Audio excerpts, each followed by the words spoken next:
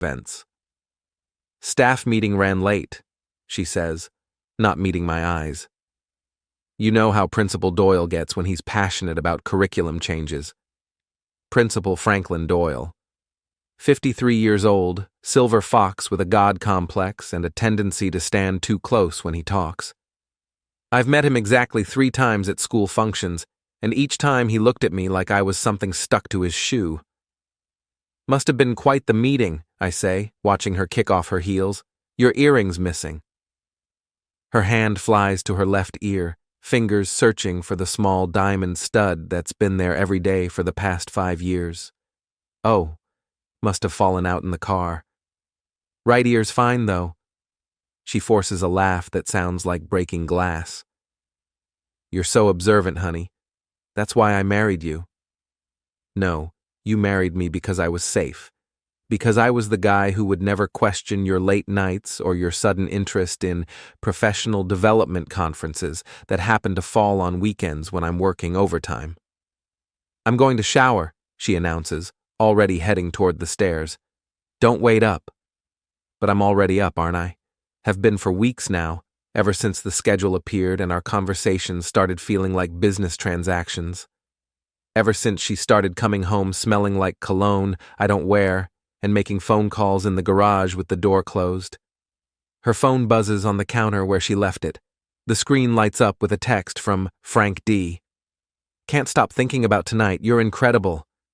I stare at those words until they burn into my retinas. Frank D. Frank Doyle. Principal Franklin Doyle, who's old enough to be her father and married to a woman who volunteers at the church bake sale every Sunday. The water starts running upstairs. I have maybe 10 minutes before she remembers her phone. I've always been good with my hands. 20 years as an electrical supervisor will teach you to work fast and think faster. Her phone is password protected, but I've watched her unlock it 1,000 times. Her birthday backwards, because Lara's never been creative with security. The messages go back 3 months. 3 months of can't wait to see you, and meeting room B is empty after 4, and photos I wish I could unsee. Photos of my wife in lingerie I've never seen her wear, taken in what looks like a hotel room with burgundy wallpaper and cheap art. My hands are shaking as I scroll through weeks of evidence. Hotel receipts forwarded as photos. Plans for weekend getaways disguised as teacher training seminars. And worst of all, conversations about me. He's so clueless, she wrote 2 weeks ago. I could probably bring you home for dinner, and he'd just ask if you wanted seconds. Frank's response, maybe we should test that theory. I'd love to see where you pretend to be happy. The shower shuts off upstairs. I delete the message notification, place the phone exactly where she left it, and walk to my workshop in the basement. I need to think. I need to plan. And I need to stop being the kind of man who gets scheduled like a root canal. My workshop is the only space in this house that's entirely mine.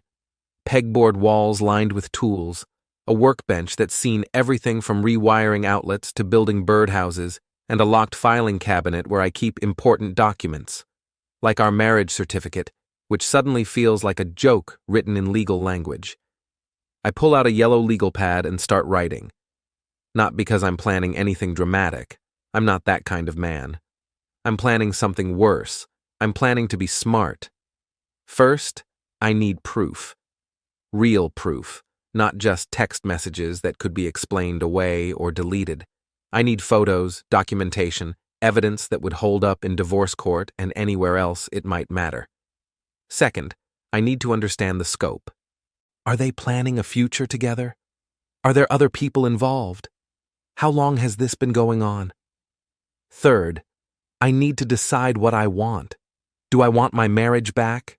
Do I want revenge? Do I want to disappear and start over somewhere else? The answer comes to me as I'm writing. I want them to understand what it feels like to be scheduled, to be treated like an inconvenience, to have their lives turned upside down by someone they underestimated. I want them to know that affection isn't the only thing that comes with boundaries. Footsteps creak overhead as Lara gets into bed. In a few minutes, she'll realize she left her phone downstairs and come looking for it. She'll find me in my workshop, probably assume I'm working on some weekend project, and never suspect that I've just scheduled the most important project of my life. The revenge of Eli Whitman, electrical supervisor and apparently world-class fool. But not for much longer. Hank's garage smells like motor oil and broken dreams, which makes it the perfect place to plan the destruction of my marriage. Hank Morrison has been my best friend since high school, back when we both thought we'd be rock stars instead of middle-aged men with mortgages and lower back pain. So, let me get this straight, Hank says, wiping his hands on a rag that's seen better decades. Your wife is screwing her boss, and you want to what? Become a private investigator? I want to become informed, I correct him. There's a difference between knowing your wife is cheating and being able to prove it. Hank shakes his head, gray ponytail swaying like a disappointed pendulum. Eli, brother, sometimes ignorance is bliss. Sometimes you just pack a bag and leave a note saying, "Thanks for the memories. Don't call my lawyer. I'll call yours." And sometimes, I say, pulling out my phone, you document everything and make sure the people who screwed you over face actual consequences. I show him the screenshots I managed to take last night. Hank whistles low, the same sound he makes when he sees the estimate for a transmission rebuild. Principal Doyle, huh? That sanctimonious prick who gave the commencement speech about moral leadership in education? The very same. Well, shit. Hank tosses the rag onto his workbench. What do you need? This is why Hank's been my friend for 23 years. No judgment, no lectures about forgiveness or working things out. Just, what do you need? And the understanding that some bridges are meant to be burned. I need to track her movements without her knowing. I need photos, and I need to understand how deep this goes. You want me to clone her phone? I stare at him. You can do that? Eli, I've been running a garage for 15 years. Half my business comes from repo work and insurance investigations. You think I don't know how to track a cheating spouse? Is it legal? Is adultery? Fair point. 20 minutes later, I'm walking out of Hank's with a small device that looks like a phone charger and a crash course in digital surveillance. The device will copy everything on Lara's phone, texts, calls, photos, location data, and send it to an app on my phone. Just plug it in next to her bed, Hank explained. Tell her you bought her a new charger because you're such a thoughtful husband. She'll never suspect a thing. The irony isn't lost on me. I'm about to become the kind of husband who spies on his wife because I was the kind of husband who never paid attention in the first place. My first stop is the Pines Motel, a rundown establishment on Route 9 that rents rooms by the hour and doesn't ask questions about why married people need privacy from their own homes. The desk clerk is a woman in her 60s with purple hair and the kind of eyes that have seen everything twice. You looking for a room, honey? She asks. Actually, I'm looking for information about my wife. I slide a $50 bill across the counter along with a photo of Lara from our last vacation. Her smile looks genuine in the picture, which makes my chest tight with something between nostalgia and nausea. The woman glances at the photo, then at the money. She's been coming here Tuesdays and Fridays for about 2 months, always with the same man, older, gray hair, drives a black Lexus. What name do they use? Mr. and Mrs. Johnson. Real original, right? She pockets the 50. They always request room 237. She tips housekeeping extra to use the good towels. Even her adultery is organized and considerate. Classic Lara. Anything else you can tell me? She always pays cash. He always looks guilty. And honey? The woman leans forward conspiratorially. Whatever you're planning, make sure it hurts. Women like that give the rest of us a bad name. I drive home with a plan forming in my mind and a sick feeling in my stomach. This is really happening. My marriage is really over. And I'm really about to become the kind of man who destroys people's lives for revenge. But as I pull into my driveway and see Lara's car already there, home early from another staff meeting, no doubt, I realize I already am that kind of man. I just never had a reason to prove it before. "How was your day, sweetheart?" Lara calls from the kitchen as I walk in. "Productive," I say, plugging the device into the outlet next to her side of the bed. "Bought you a new phone charger. The old one was looking pretty worn out." "That's so thoughtful." She appears in the bedroom doorway, still in her work clothes, but with that freshly applied lipstick that means she's going out again soon. "I have to run to Cynthia's tonight. We're planning the spring fundraiser." Cynthia Walsh, her best friend and fellow teacher. Also married, also involved in every school committee that requires evening meetings. I wonder if she knows about Frank, or if she's just providing convenient alibis. "Take your time," I say. "I'll probably work in the shop tonight. Got a project I want to finish." She kisses my cheek, and I smell the faint trace of cologne that isn't mine. "You're the best husband a girl could ask for." 2 hours later, my phone buzzes with the first batch of cloned data. Text messages, call logs, photos, and GPS coordinates that tell the story of my wife's double life in excruciating detail. She's not at Cynthia's house. She's at 412 Maple Street, which, according to Google Maps, is Frank Doyle's home address. His wife is at her sister's house in Boston for the week, according to a text conversation I probably shouldn't be reading but can't stop scrolling through. I grab my camera and my car keys. Time for some field work. Frank Doyle lives in a colonial that screams, "I make good money corrupting young minds. Perfect lawn, perfect shutters, perfect life that's about to become perfectly ruined." Lara's Honda is parked in his driveway like she belongs there, like she lives there, like 20 years of marriage to me was just a warm-up act for the main event. I park across the street behind a panel van and wait. The camera has a telephoto lens, a Christmas gift from Lara 2 years ago when I mentioned wanting to get back into photography. She probably never imagined I'd use it to document her affair, but life is full of surprises. At 9:47 p.m., they appear in the front window. Frank has his arms around her waist, and she's laughing at something he's saying. They look comfortable together. Natural. Like a couple that doesn't need to schedule affection because it flows freely between them. I take 17 photos before they move away from the window. Clear shots of their faces, their body language, the address visible in the frame. Evidence that would convince any jury that my wife is exactly what I always suspected she was. A liar. But I'm not done yet. I'm just getting started. My phone buzzes with another batch of data.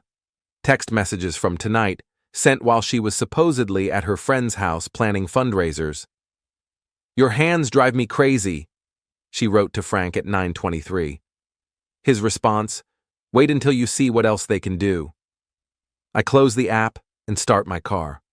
I've seen enough for one night, and I have work tomorrow. Regular work, the kind that pays bills and doesn't require me to spy on my own wife in parking lots and hotel rooms. But as I drive home, I'm already planning tomorrow's surveillance, and the day after that, and every day until I have enough evidence to destroy both of their lives in the most public, humiliating way possible. They want to treat me like I'm invisible? Fine. Invisible men see everything, and they're about to learn that some things can't be scheduled. Lara's mother has always hated me, which makes her 70th birthday party the perfect venue for my debut as a vengeful husband. Margaret Thornton comes from old New England money, the kind that buys respectability and expects everyone else to be grateful for the privilege of breathing the same air. "Eli, how nice that you could make it," she says, when Lara and I arrive at her Beacon Hill townhouse. The way she says nice makes it sound like a 4-letter word. "Wouldn't miss it, Margaret. 70 years of spreading joy and sunshine, that's worth celebrating." Lara squeezes my arm in warning. She knows I'm being sarcastic, but she doesn't know why I'm in such a good mood. She doesn't know about the USB drive in my jacket pocket or the slideshow I uploaded to her mother's smart TV this afternoon while she was at her curriculum meeting with Frank. The house is full of teachers, school board members, and various Thornton family friends who've spent decades looking down their noses at the blue-collar electrician who somehow convinced their precious Lara to marry him. Tonight, they're going to get a real show. Where's the guest of honor's favorite principal? I ask Cynthia Walsh, who's hovering near the shrimp cocktail like it might escape. Frank should be here soon, she says, not meeting my eyes. He had some administrative things to finish up. Administrative matters. Is this what happens in a hotel room? I'm sure he'll make quite an entrance, I say. Frank always knows how to make an impression. The living room is set up with Margaret's antique furniture arranged around a massive 75-inch TV that her grandson installed last Christmas. The same TV I've spent the last week figuring out how to access remotely, thanks to some very helpful YouTube tutorials and my background in electrical systems. Frank arrives at 7:30, looking like Central Casting's idea of a distinguished educator. Gray hair perfectly styled, navy blazer with gold buttons, smile that says, "Trust me with your children's futures." He kisses Margaret's cheek and shakes hands with the school superintendent like he's running for office. "Eli," he booms when he sees me, extending his hand like we're old friends. "Good to see you, buddy. How's the electrical business?" "Shocking," I say, shaking his hand and holding it just long enough to make him uncomfortable. "But I've learned that the right connections can really light up a room." He laughs uncertainly and moves away to find Lara, who's been avoiding me all evening. I watch them greet each other with the kind of careful distance that screams, "We're definitely not sleeping together." At 8 o'clock, Margaret calls for attention. "Thank you all for being here to celebrate with me. Before we have cake, I thought we might look at some photos from the past year. Lara put together a lovely slideshow." That's my cue. I pull out my phone and open the app that connects to the TV. The slideshow I prepared is indeed lovely, if your definition of lovely includes high-resolution photos of adultery. "This is so thoughtful," Margaret continues, reaching for the remote. "Let's see what memories Lara has chosen to share." The screen flickers to life, and for a moment, everything is exactly as planned. There's Margaret's birthday party from last year, family vacation photos, holiday gatherings, normal, respectable images that make everyone smile and nod approvingly. Then, the slideshow transitions to my contribution. The first photo shows Lara and Frank in the parking lot behind the school, his hands on her waist, her arms around his neck, kissing like teenagers who just discovered hormones. The timestamp shows it was taken last Tuesday at 4:15 p.m., right after school hours. The room goes dead silent. "Oh my God," someone whispers. The second photo is from the Pines Motel. Lara and Frank entering room 237, his hand on her lower back, her head thrown back in laughter. They look happy. They look like people in love. Margaret drops her wine glass.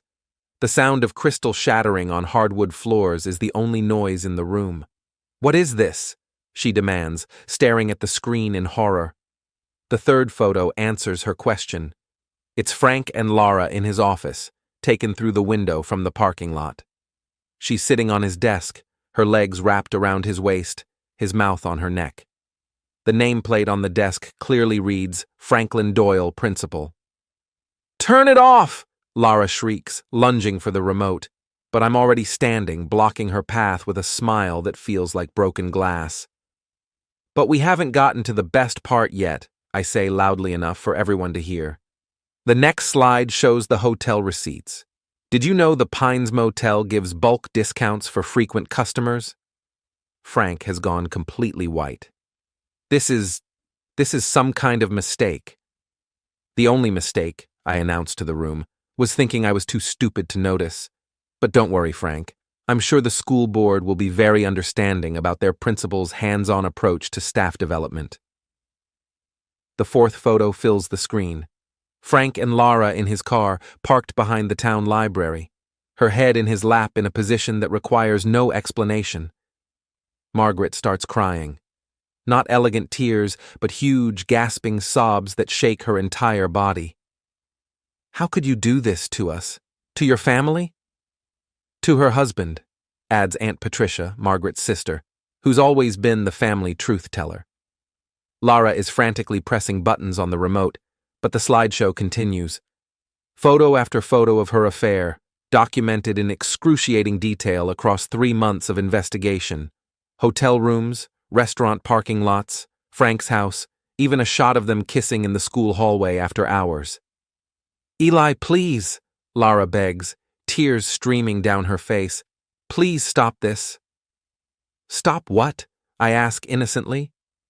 "I thought everyone would want to see how happy you've been lately, how fulfilled, how thoroughly satisfied with your new extracurricular activities." Frank tries to leave, but Superintendent Wallace blocks his path. "I think you need to stay right where you are, Frank. We're going to have a very long conversation on Monday morning." "This is private business," Frank protests. "What happens between consenting adults? What happens between a principal and his subordinate is school district business." Wallace cuts him off. "What happens in school buildings during school hours is definitely my business. And what happens to destroy the reputation of our entire district is absolutely my business." The slideshow finally ends, but the damage is complete. 37 people have seen undeniable evidence of the affair. 37 people who represent the entire social and professional network that Lara and Frank depend on for their careers, their reputations, their sense of self-worth. I walk to the center of the room and raise my wine glass. "A toast," I announce, "to scheduled affection and unscheduled consequences, to marriage vows and professional ethics, and to the beautiful lesson that some people learn too late: actions have consequences." I drain the glass and set it on Margaret's antique coffee table. Then I walk to Lara, who's collapsed into a chair, sobbing uncontrollably. "Your phones," I say quietly, pulling both devices from my jacket pocket, her regular phone and the burner phone she thought I didn't know about. "You can keep the calendar. I'm erasing myself from your schedule."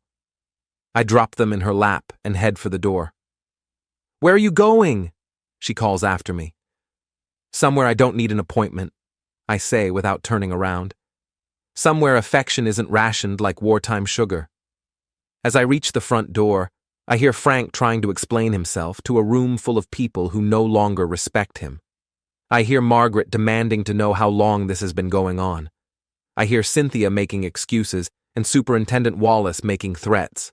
But mostly, I hear the sound of 2 lives imploding in real time.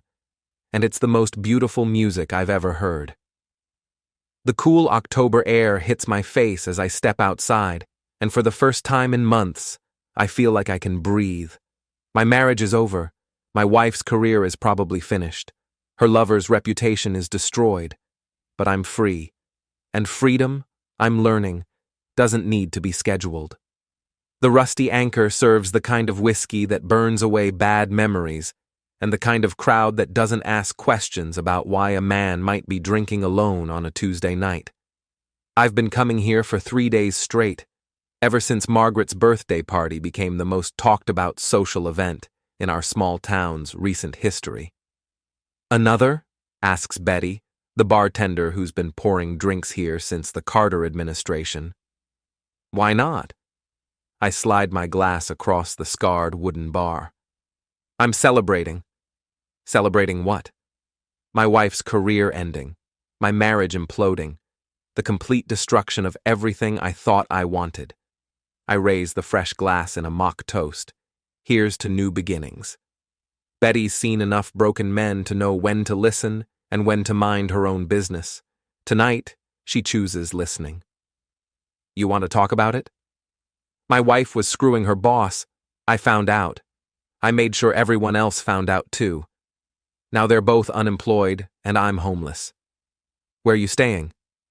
"Hank's couch. It's surprisingly comfortable for a piece of furniture that's older than my marriage." The door opens, bringing a gust of cold air and Cynthia Walsh. She spots me immediately and marches over like a woman with a purpose and a grudge. "You bastard!" she hisses, sliding onto the stool next to me. "Do you have any idea what you've done?" "Enlightened a room full of people about the true character of their beloved principal and his favorite teacher. You've destroyed 2 good people over a mistake." "A mistake?" I turn to face her fully. "Cynthia, they slept together in his office." during school hours, while married to other people? That's not a mistake. That's a lifestyle choice. Her face flushes red. Lara loves you. She made one error in judgment. For 3 months, in hotel rooms, with detailed planning and careful scheduling. That's not an error in judgment. That's a second relationship. Betty refills my glass without being asked. She's clearly enjoying the show. Frank's wife left him, Cynthia continues. Took the kids to her mother's house. Won't even let him explain. Good for her. She married a man who promised to forsake all others. And Lara. God, Eli, Lara's a mess. She's been calling you for 3 days. Why won't you answer? I pull out my phone and show her the call log. 47 missed calls from Lara since Sunday night. Because I don't take unscheduled calls anymore. She'll have to make an appointment. This isn't funny. You're right. It's hilarious. Cynthia orders a wine that costs more than my lunch and tries a different approach. What do you want? Money? An apology? What will it take for you to stop this? Stop what? I haven't done anything since Sunday. The photos speak for themselves.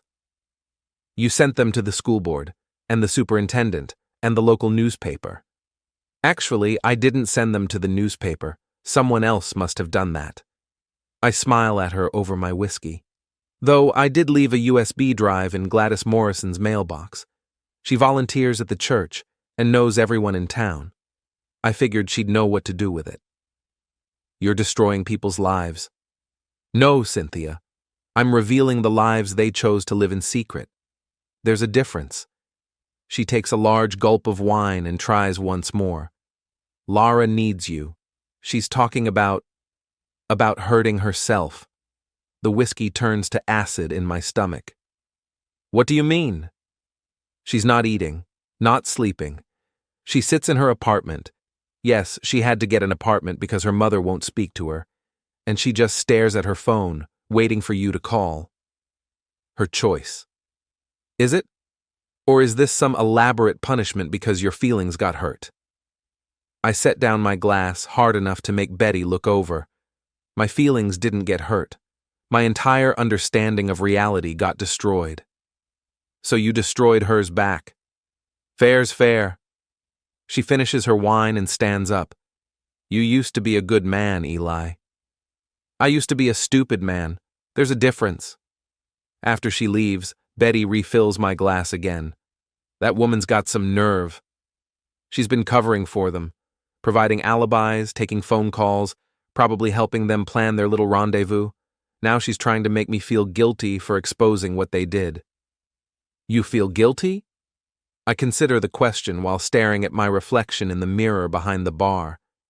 The man looking back at me has lost 15 pounds in the last week, has bags under his eyes, and needs a haircut.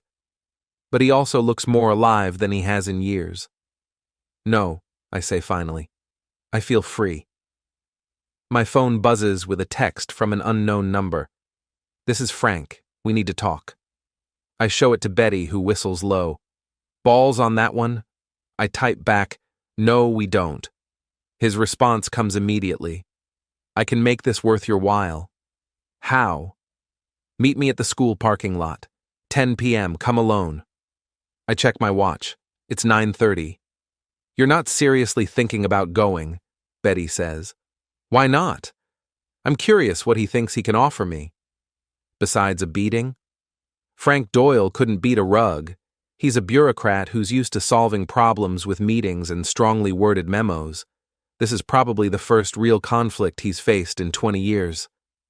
I finish my drink and leave money on the bar. If I'm not back in an hour, call Hank. He'll know what to do.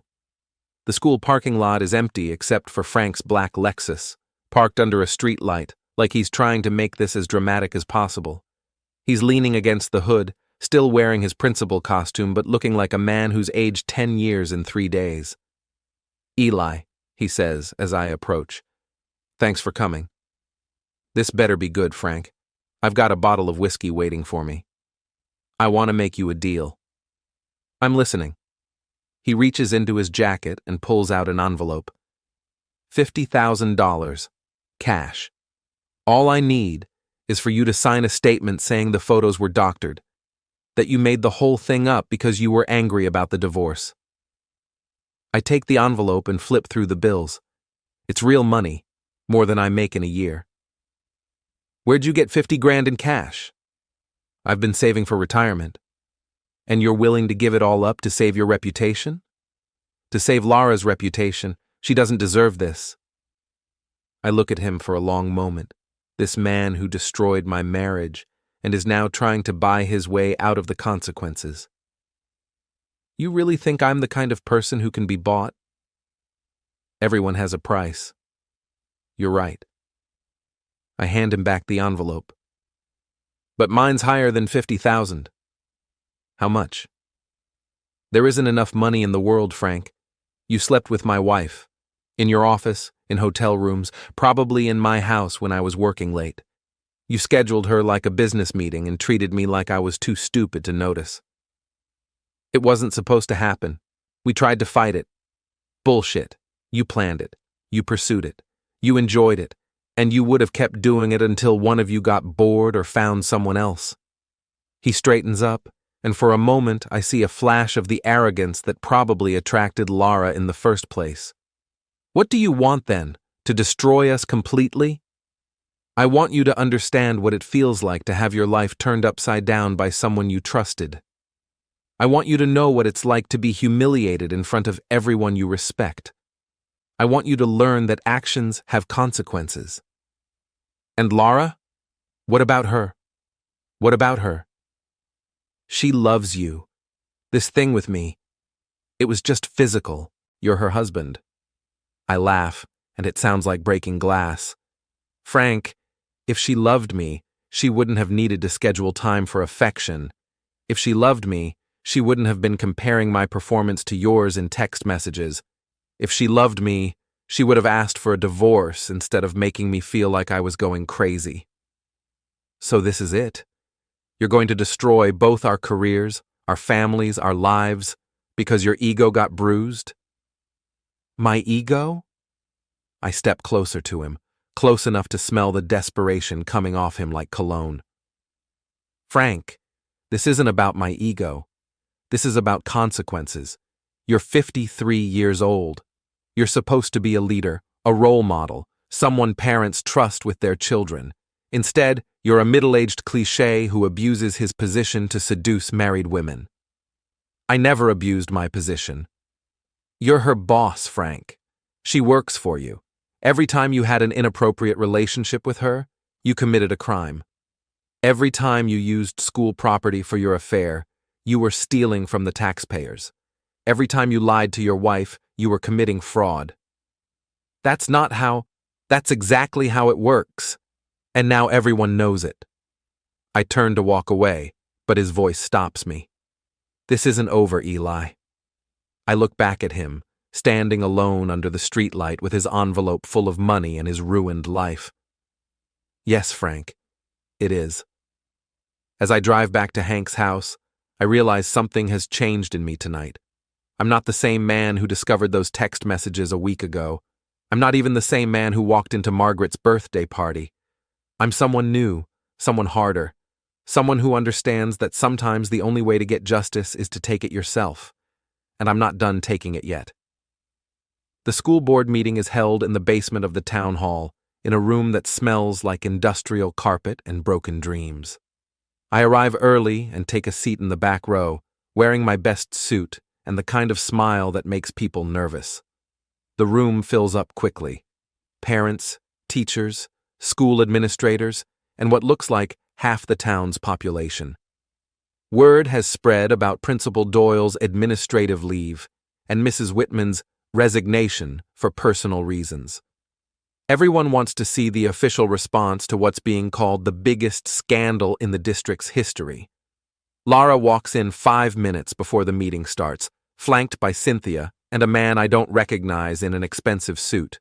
Her lawyer, probably. She's lost weight, and her hair is pulled back in a severe bun that makes her look older than her 32 years. When she sees me, her face goes white. Frank enters through a side door with his own legal representation. He's traded his principal uniform for a charcoal gray suit that probably cost more than my truck. He doesn't look at me, doesn't look at Lara, just stares straight ahead like he's facing a firing squad. School Board President Janet Morrison calls the meeting to order.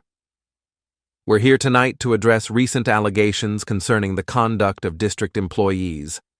Due to the serious nature of these allegations, we'll be conducting this meeting according to formal procedures.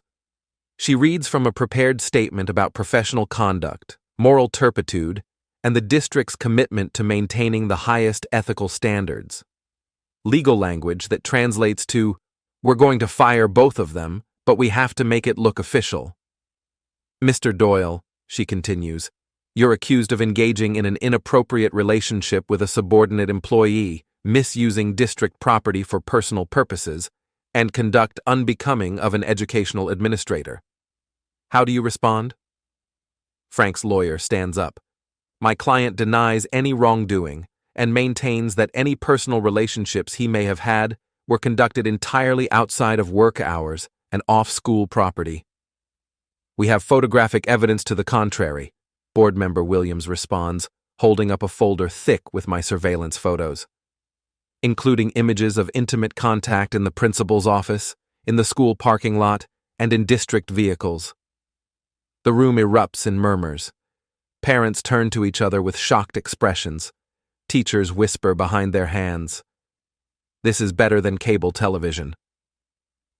Mrs. Whitman, President Morrison continues, you're accused of engaging in an inappropriate relationship with your supervisor, violating the district's ethics policy, and conduct unbecoming of an educational professional. How do you respond? Lara's lawyer stands, but she puts a hand on his arm and rises herself. I'd like to address the board directly. Lara, don't, her lawyer warns, but she's already walking to the podium. She looks out at the crowd, her eyes finding mine in the back row. I want to start by apologizing to everyone in this room, to the parents who trusted me with their children, to my colleagues who considered me a friend, to the students who looked up to me as a role model. Her voice is steady, but I can see her hands shaking as she grips the podium. I made a terrible mistake. I allowed my personal feelings to override my professional judgment and my moral obligations. I betrayed my marriage vows, my professional ethics, and the trust that this community placed in me. Someone in the crowd calls out, "What about your husband?" Lara's composure cracks slightly. I betrayed my husband most of all. Eli Whitman is a good man who deserved better than what I gave him. He deserved honesty, loyalty, and respect. Instead, I gave him lies, betrayal, and humiliation. She turns to look at me directly. Eli, if you're listening, I want you to know that I'm sorry. Not sorry I got caught, but sorry for what I did. Sorry for the pain I caused you. Sorry for throwing away 20 years of marriage for something that was never worth it. The room is dead silent. Even the board members are staring at her with something that might be sympathy. I'm resigning from my position effective immediately, she continues. I'm not asking for forgiveness because I don't deserve it. I'm not asking for understanding because there's no excuse for what I did. I'm just asking for the chance to try to rebuild some small part of the life I destroyed. She walks back to her seat, and for a moment I almost feel sorry for her. Almost. Then Frank's lawyer stands up and ruins the moment completely. My client would like to make a statement as well, he announces. Frank approaches the podium with the kind of swagger that suggests he thinks he can talk his way out of this. Ladies and gentlemen of the board, parents and community members, I want to address these allegations directly. He pauses for dramatic effect, like he's delivering a commencement address. I am the victim of a vindictive campaign by a jealous husband who couldn't accept that his marriage was failing. The so-called evidence against me has been taken out of context, manipulated, and presented in the worst possible light by a man seeking revenge. The room starts buzzing with angry voices. Frank raises his hand for silence. Mrs. Whitman and I developed a close professional relationship that may have appeared inappropriate to outside observers. But any suggestion that we did anything inappropriate on school grounds or during school hours is categorically false. I stand up. That's interesting, Frank, because I have 17 photos that say otherwise. President Morrison bangs her gavel. Mr. Whitman, please sit down. You'll have a chance to speak during the public comment period. Actually, I say, pulling out my phone, I think everyone should see this right now. I hold up the phone, showing a video I took through Frank's office window last Thursday afternoon. The image quality isn't perfect, but it's clear enough to show Frank and Laura in a position that definitely violates district policy. The room explodes. Parents are shouting, board members are arguing, and Frank's lawyer is demanding that I be removed from the building. Mr. Whitman, President Morrison calls over the chaos, turn off that device immediately. Why? Frank just told everyone he never had any inappropriate relationships on school grounds. I'm simply providing evidence to the contrary. Frank's face has gone from confident to panicked. That video is illegal. He was trespassing on school grounds. Actually, I say, still holding up the phone, I was standing in the public parking lot. Your office window faces the street, Frank. Anyone could have seen what you were doing. I just happened to be the one with a camera. The video shows Frank lifting Laura onto his desk, her legs wrapping around his waist, his hands fumbling with her blouse. It shows them kissing passionately while student artwork hangs on the walls around them. The video shows them sleeping with each other in a room designed for the education and development of children. Board member Williams stands up. I've seen enough. Mr. Doyle, you're terminated immediately for cause. Security will escort you from the building. You can't do this, Frank protests. I have tenure. I have rights. You had responsibilities, Williams shoots back. You violated every one of them. 2 security guards appear at Frank's side. As they escort him toward the exit, he stops next to my row. This isn't over, he says quietly. Yes, I reply. It is. After Frank is removed, the board takes a formal vote to accept Laura's resignation and to refer the matter to the state education department for potential criminal charges. The meeting adjourns and the crowd begins to file out, everyone talking at once about what they've just witnessed. Laura approaches me as I'm putting on my jacket. Can we talk? She asks. I don't think that's a good idea. Please, 5 minutes. Against my better judgment, I follow her outside to the parking lot. The October air is cold and she wraps her arms around herself for warmth.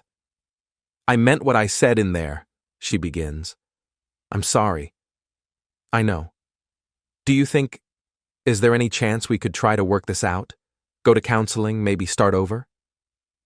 I look at her, really look at her, for the first time since this whole thing started. She's still beautiful, still the woman I fell in love with 20 years ago. But she's the same woman who scheduled our intimate encounters as a duty and slept with her boss while I worked overtime to pay for her mother's birthday present. No, I say finally. There's no going back from this. Because of what I did, or because of what you did? What do you mean? You didn't just expose our affair, Eli. You destroyed us.